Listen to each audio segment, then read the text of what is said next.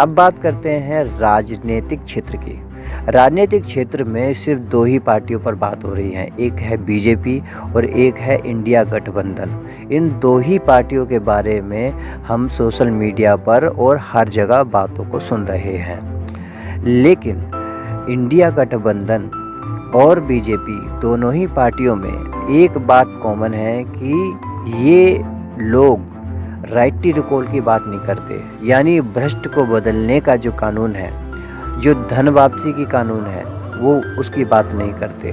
वो बात नहीं करते कि कैसे हम अपनी गौ माता को राष्ट्र माता घोषित करें। उनमें से कोई भी पार्टी भारत की भारतीयता को बनाए रखने के बारे में बात नहीं करती। दोनों में से दोनों ही पार्टी एक सी है। तो बात करते हैं कि भाई बहुत लोग हैं कि जो कहते हैं कि मैं इसको वोट नहीं दूंगा या किसको वोट करूं, है ना। तो वो आपका अपना अधिकार है कि आप अपना वोट गुप्त रखें और अपने वोट जिसको देना है उसको दें। लेकिन आपका ये जो वोट है वो एक चेंज ला सकता है, ठीक है। ये जो समय चल रहा है 2024, ये मैं आपको बता देता हूँ कि अच्छी शक्तियों को बढ़ावा देने के लिए और बुरी शक्तियों को घटाने के लिए बहुत अच्छा समय बताया गया है वैदिक ज्योतिष के हिसाब से। यानी जो भी अच्छाई है वो डबल हो सकती है और जो बुराई है वो डबल स्पीड से कम होगी इस साल 2024 से। तो इसमें आपके सामने दो विकल्प मैं बता रहा हूँ कि अगर आप वोट करते हो तो दो पार्टी यहाँ हैं, जिसमें से सबसे अच्छी और सबसे बड़ी पार्टी जो है वो है राइट टू रिकॉल पार्टी। ये अजमेर राजस्थान की पार्टी है, पवन जूरी की पार्टी है और इसको बहुत सारे कार्यकर्ता हैं, जिसमें से सबसे ज़्यादा इन्फ्लुएंसर जो हैं वो है हितेश साटी। उनका यूट्यूब चैनल है सुपीरियर सोसाइटी, उसमें आप जाकर देख सकते हैं। तो उनका क्या है, इस पार्टी का जो मैनिफेस्टो है वो क्या है। इस पार्टी का जो मैनिफेस्टो है, जो काम ना करने वाले जो अधिकारी होते हैं, मुख्यमंत्री है, स्वास्थ्य मंत्री हैं, पार्षद है, मेयर है, जज है, इन सब लोगों को आप नौकरी से हटा सकते हो अगर ये काम नहीं करते हैं। यानी भ्रष्ट को बदलने का अधिकार, इसको कहते हैं राइट टू रिकॉल। ये धन वापसी कानून की बात करती है पार्टी। इसमें पूंजीपति जितना भी व्यापार करेगा उस व्यापार का एक हिस्सा भारतीय जनता यानी हमारी 140 करोड़ की जो जनता है उसके खाते में ऑटोमेटिक आना चाहिए। ये है धन वापसी कानून। एक तीसरा कानून है गाय को बचाने का कानून, कि गाय को कटने से बचाने के लिए कानून बनाया गया इन्होंने। उनके पास पूरा कानूनी ड्राफ्ट है और जितनी भी कंपनियां हैं उन कंपनियों को लगाम लगाई जा सकती है इस कानून के माध्यम से। तो ये कानूनी ताकत है इनके पास। दूसरी है कि आप जज सिस्टम आप देखते हैं कि कोई भी कानून केस फंसता है जिसमें अमीर आदमी पैसे दे के तो निकल जाता है क्योंकि वो भ्रष्ट सिस्टम को फॉलो करता है। लेकिन गरीब आदमी कैसे अपने केस को जीतेगा, कैसे अपने न्याय उसको मिलेगा। तो भारत में न्याय की जो उम्मीद करना है वो बहुत कम है, यानी न्याय की उम्मीद बहुत कम है। तो इसमें ऐसा इन्होंने एक कानूनी ड्राफ्ट तैयार किया हुआ है पार्टी ने, जिसमें जज सिस्टम की जगह जूरी सिस्टम को लाने की बात कही जा रही है। जूरी सिस्टम कई सारे लोगों का एक सिस्टम होता है जिसमें जनता खुद जज बनती है और वो तय करती है कि क्या सही है क्या गलत है। तो ठीक है, अभी आपके पास एक ही अधिकार है, याद रखना। भारत की आज़ादी के बाद आपको सिर्फ एक अधिकार मिला है, चुनाव लड़ने, वो चुनाव करने का, यानी वोट दे सकते हो और 5 साल तक आपको कोई याद नहीं करेगा।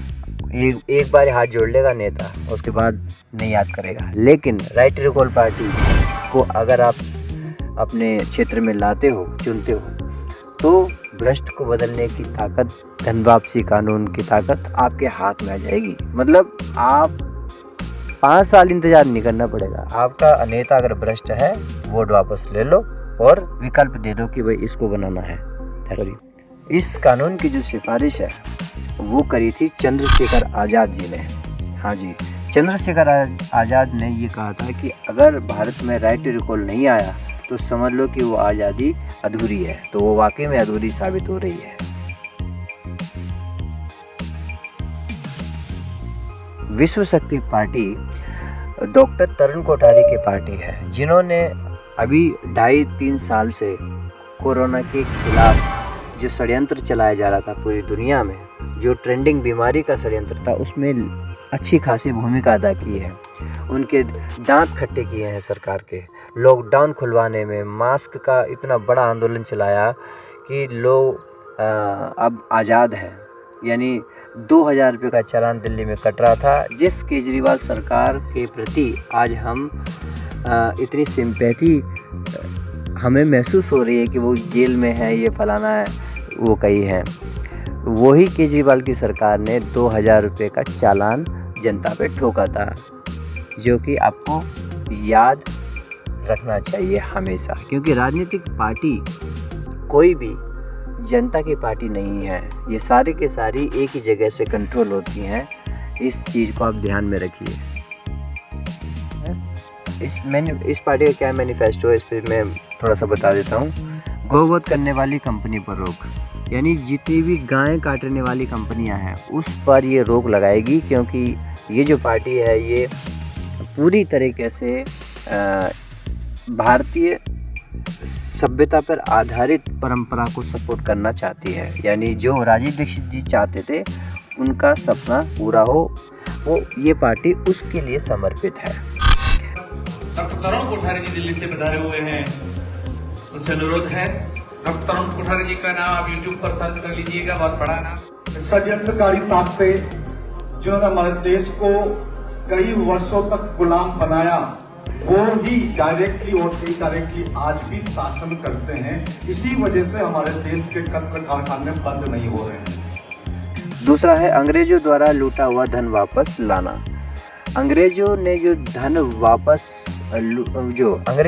लूटा था आज़ादी से पहले, है ना, और आज़ादी जब मिली थी उसके बाद भी जो धन लूटा जा रहा है कानून बना के, वो जो स्विस बैंक में है, तो वो धन अलग है। जिस धन की बात बीजेपी करती है उस धन की बात नहीं हो रही है, वो धन अलग है। लेकिन जो अंग्रेज लूट के ले गए हैं वो धन बहुत ज़्यादा है, ठीक है।